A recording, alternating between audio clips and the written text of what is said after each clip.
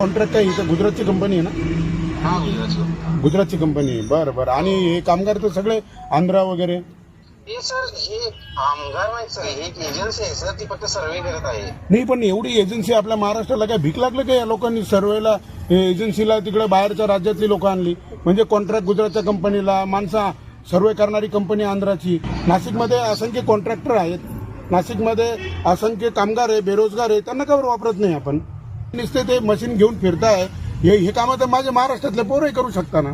साहजिक आहे ना सर.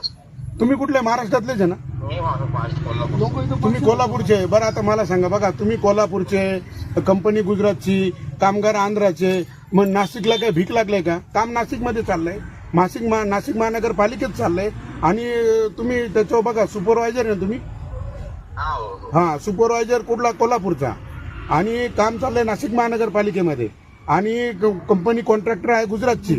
आणि त्याला बल्कमध्ये जी एजन्सी दिली ती दिली आंध्राला. हे नक्की हे कोणच आहे? मान आपलं या सिंहस्थ कुंभमेळ्याचं काम आहे की? हा कुंभमेळ्याचं आहे. बापरे, मग आता हे 32,000 कोटी रुपये आले, असे इतर राज्यांनाच वाटायचे वाटतं.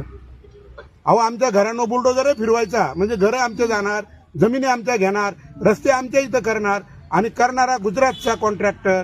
हे नक्की हे का गिरीश महाजन साहेब यांच्यावर का मेहरबानी? असं काय चाललंय? नाशिक जिल्ह्याचं काय यांना काही वावडं आहे का?